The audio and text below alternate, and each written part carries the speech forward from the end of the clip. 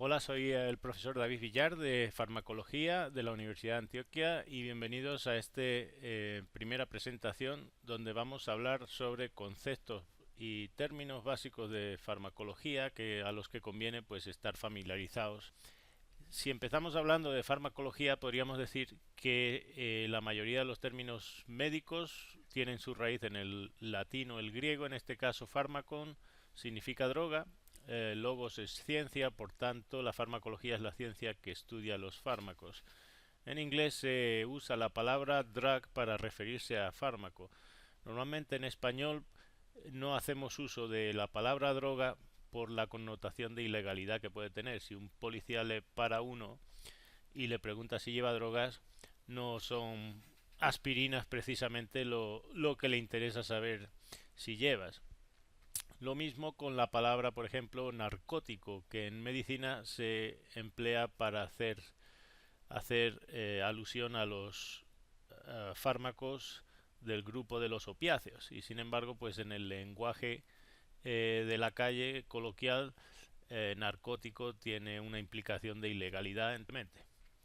Hemos dicho que es farmacología. ¿Qué sería, qué, qué entenderíamos por fármaco?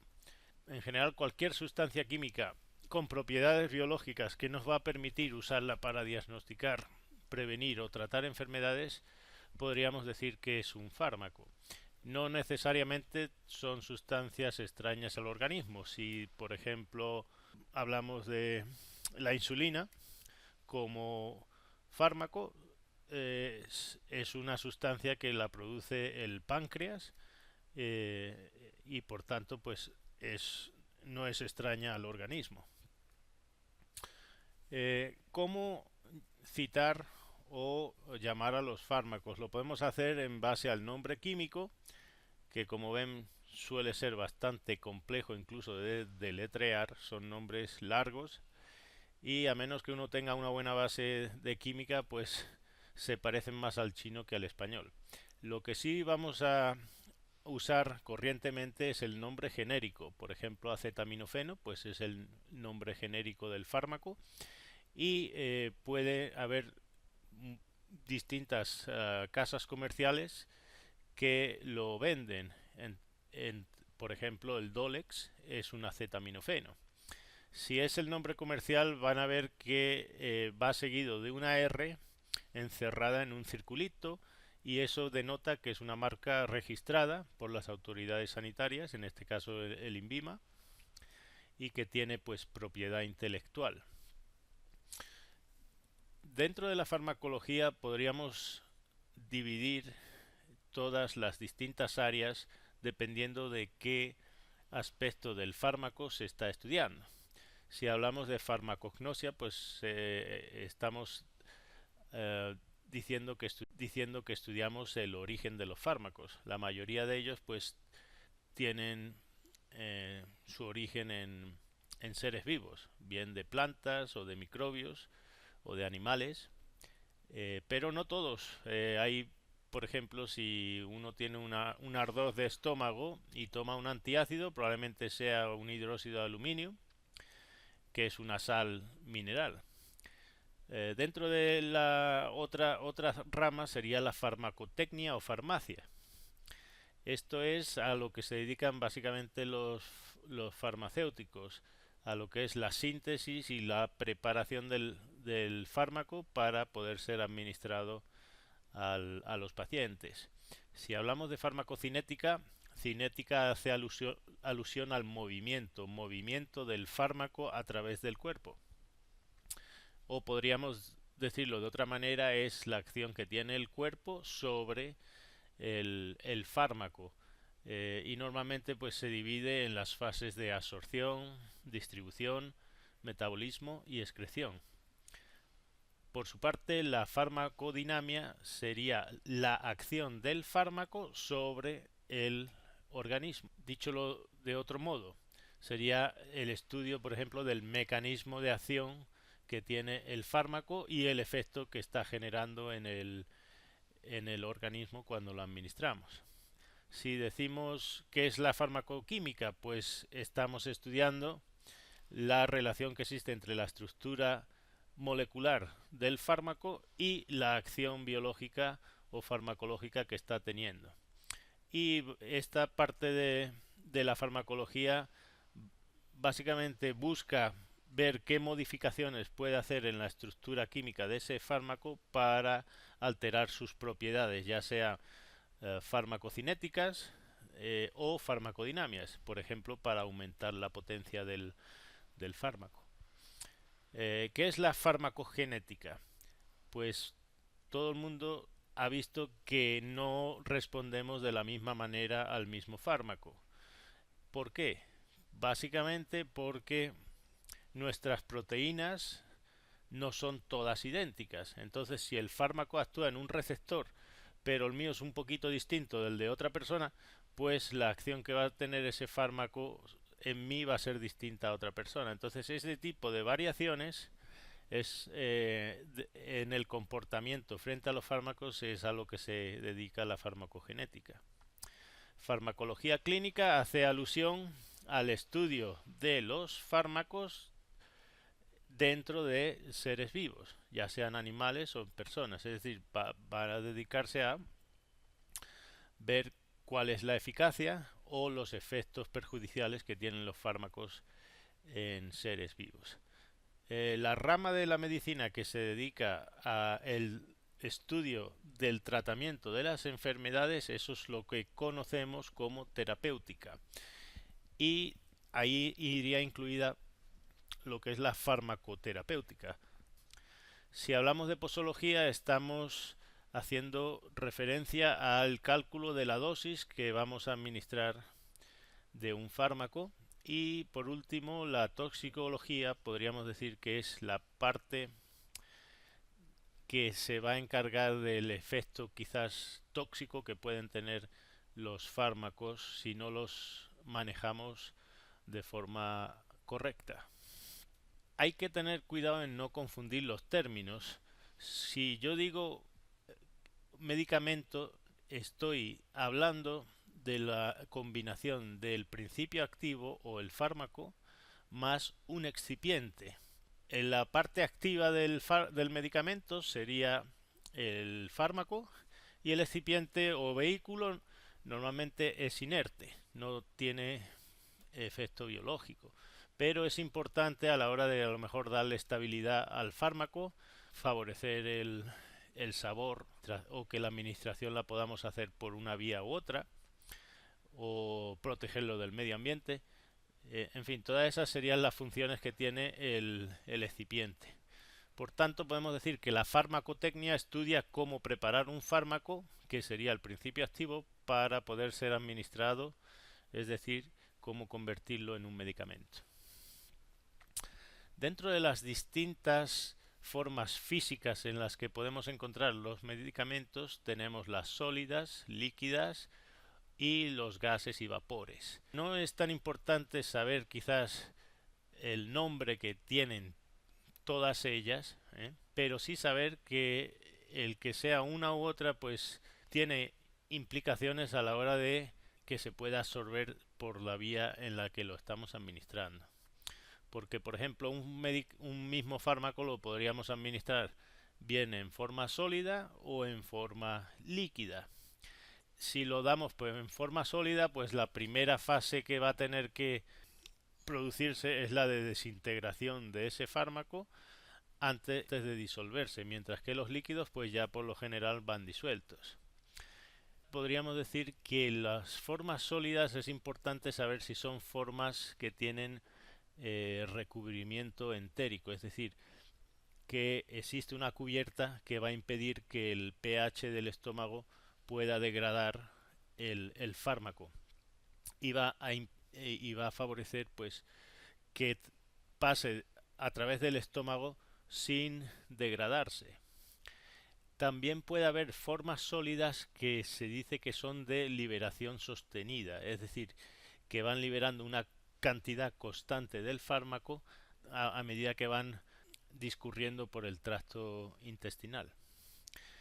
Si pusiéramos un ejemplo de formas líquidas, podríamos hablar de las soluciones, las emulsiones y las suspensiones. ¿Qué diferencia existe entre una y otra? Pues una solución por lo general es transparente y todo el soluto va disuelto completamente en el solvente. Por ejemplo, el azúcar o la sal, cuando las disolvemos en agua y desaparece completamente, está la concentración por igual en todo ese solvente donde la hayamos puesto, y por tanto pues no habría que agitarla antes de administrarla. Si hablamos de una emulsión, estamos haciendo alusión a un líquido que va en otro líquido. Por ejemplo, la leche. Las gotitas de grasa van disueltas en agua, mientras que si es una suspensión son partículas sólidas que van suspendidas en el solvente o en el líquido. La diferencia entre las soluciones y las emulsiones y suspensiones es que estas dos últimas puede que no sean estables, es decir, que si las dejamos en reposo pues se pueden separar, como veis ahí en la figura, la emulsión completamente dispersa en el solvente en la figura D, mientras que si la dejamos reposar se han separado las dos fases. Tiene implicaciones porque habría que agitar ese medicamento antes de administrarlo, obviamente. Aquí tenemos un ejemplo de una cápsula. Básicamente las cápsulas llevan una cubierta externa, que es normalmente de gelatina, y encierran el principio activo, que puede ir en forma de polvos o en forma de líquida, ¿eh? Y por lo general cuando se administran ahí mismo se desintegra esa cubierta de gelatina y se libera el fármaco. Aquí tenemos un gato que se le está administrando un medicamento por vía inhalada. Como veis, no es tan simple como poner el inhalador directamente en la boca en personas, porque no le puedes decir al gato que inspire a la vez que estás apretando el inhalador. Se acopla el inhalador a un dispositivo o cámara, y ese a su vez está conectado con una mascarilla. El animal va a respirar unas cuantas veces el contenido que hay en la cámara y de ahí va a pasar el medicamento al tracto respiratorio. ¿Podemos decir que un fármaco es un tóxico? El padre de la toxicología fue Paracelsus, que dijo hace 5 siglos una cosa que todavía se mantiene, y es que cualquier cosa puede ser veneno dependiendo de la dosis. No es la naturaleza del fármaco lo que determina la toxicidad, sino la cantidad. Dicho de otra manera, cualquier cosa en exceso puede ser potencialmente tóxica. Si hablamos de algunas definiciones, podríamos empezar por decir que es un tóxico o toxina.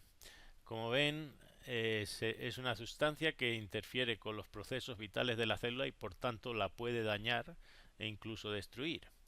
Si es toxina, la produce un ser vivo, ya sea un hongo, en cuyo caso decimos que es una micotoxina, una exotoxina, que normalmente la producen las gram positivas, una endotoxina, la producen las gram negativas, y si ese tóxico es introducido de forma accidental en la dieta, en el agua o en el medio ambiente al que nosotros estamos expuestos, pues decimos que se trata de un contaminante. Por descontaminación entendemos todos los métodos que podemos emplear para minimizar la exposición a un tóxico. Ya veremos que normalmente se refieren a prevenir la absorción para que no pase a circulación sistémica y pueda llegar al sitio donde hace el daño. Y por último, cuando hablamos de toxicidad nos estamos refiriendo a la cantidad en miligramos por kilogramo de peso vivo del tóxico que es necesario pues para enfermar o producir una intoxicación en el individuo. Por último, vamos a hablar un poquito de la importancia que tiene la receta. Quizás este sea el documento más importante que va a emitir un veterinario en el transcurso de su vida profesional, y es importante pues saber cuáles son todos los elementos que no pueden faltar en una receta. Como ven, el primero es la fecha en el cual se emitió esa prescripción. A continuación vendría la identidad y dirección del veterinario y del propietario del animal. Es bien importante también identificar el paciente para que no haya confusión a quién va dirigido dicha receta. La inscripción o lista de medicamentos individualizados con la cantidad y forma de medicamentosa en que se deben entregar. Esto es básicamente la instrucción que se le está dando al farmacéutico para decir que dispense o venda ese medicamento al paciente. A continuación vendrían las instrucciones para cómo hay que administrar correctamente dicho medicamento. Debe de explicar claramente al usuario el empleo del producto. Y por último, pues se incluye la firma del veterinario y normalmente pues el número de tarjeta profesional que tiene. Hay un símbolo que se ha mantenido durante los siglos desde la época de los romanos y es lo que llaman la suscripción, que viene del latín recipi y significa pues despáchese por parte de, es decir, o tome este medicamento con estas instrucciones. Aquí tenemos un ejemplo de cómo confeccionar una receta o prescripción médica. Entonces tenemos la identificación del médico o veterinario, el número profesional que tiene. A continuación vendrían los datos del paciente con su identificación y dirección. A continuación vendría la abreviatura del latín R, que significa despáchese o tómese. Y como ven, vienen las instrucciones al farmacéutico. En este caso están diciendo que dispense tabletas de Ragotril de 2 miligramos, en este caso del laboratorio Rodas, y que dé 2 cajas de estas tabletas al propietario. A continuación vienen las instrucciones del paciente y aquí, como ven, viene en el siguiente orden. Primero la dosis, una tableta. A continuación vendría la vía, es decir, por vía oral. A continuación vendría el intervalo, es decir, en este caso es cada 12 horas, a las 9 y a las 21 horas. Y después la duración, por 30 días de duración del tratamiento. Normalmente pues no es necesario poner para qué está indicado usar ese medicamento. Y como ven, al final pues viene la firma del veterinario y la fecha en la que se ha emitido dicha receta. ¿Cuáles son los 3 criterios que vamos a usar a la hora de seleccionar un medicamento u otro para tratar lo mismo? Pues básicamente ahí los tienen. Nos vamos a basar en la eficacia que tiene dicho fármaco para curar el proceso enfermizo que tenga el animal, la seguridad o el margen de seguridad que tiene ese medicamento, es decir, vamos a evitar que tenga efectos adversos, y el coste que tiene. Entonces, por ese orden tendríamos que decir que si tenemos 2 fármacos que nos pueden servir para lo mismo, pues vamos a seleccionar el más eficaz, el que tenga menos problemas o efectos adversos y a igual eficacia y seguridad, pues el que sea el más costeable para el dueño. Decimos que una prescripción es racional cuando hemos seleccionado el fármaco adecuado, lo estamos administrando a la posología adecuada y es costeable. Una prescripción sería excesiva cuando estamos dando más medicamentos de los que en realidad el animal necesita. Incluso pues puede ser perjudicial y producir efectos adversos. Una receta incorrecta es cuando no estamos seleccionando el medicamento que sea el adecuado. Extravagante es cuando estamos a igual relación de riesgo-beneficio seleccionando el más costoso de los 2 o 3 opciones que tengamos. Y por último podríamos introducir la palabra de una prescripción negligente, Del latín negligencia significa falta de cuidado en el ejercicio de la profesión, por ejemplo, cuando estamos medicando por encima o por debajo la dosis que debería de llevar ese paciente y que obviamente pues implica un riesgo para la salud del animal porque no estamos curando la enfermedad o le estamos dando dosis que pueden enfermarlo por ser demasiado excesivas. Y esto, pues, del punto de vista profesional, nos puede llevar a que nos retiren incluso la tarjeta profesional, porque acuérdense que la receta es un documento legal. Cuando hablamos de posología nos estamos refiriendo a hacer la dosis que vamos a recetar de ese medicamento. Por orden, las instrucciones deben de incluir la dosis. Nosotros la vamos a calcular en miligramos por kilogramo de peso vivo. Obviamente al paciente tú ya haces ese cálculo y le das una tableta de tantos miligramos. La ruta sería la siguiente instrucción que debe de llevar la receta. Como ven, si miramos en un formulario o un compendio de veterinaria, va a venir las instrucciones en latín. PO es del latín per os, que es por boca. IV es intravenosa. IM es intramuscular.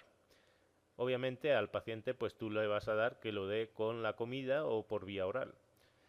A continuación vendría la frecuencia en el transcurso del día. Si es una vez al día es SID, 2 veces al día sería 2 BID y así sucesivamente. Y por último tendría que venir la duración en días, semanas o meses de ese tratamiento.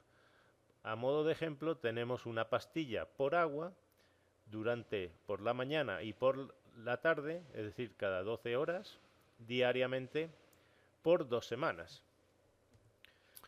Si vemos en un compendio de veterinario vamos a ver que los intervalos o la frecuencia se expresa con la abreviatura del latín.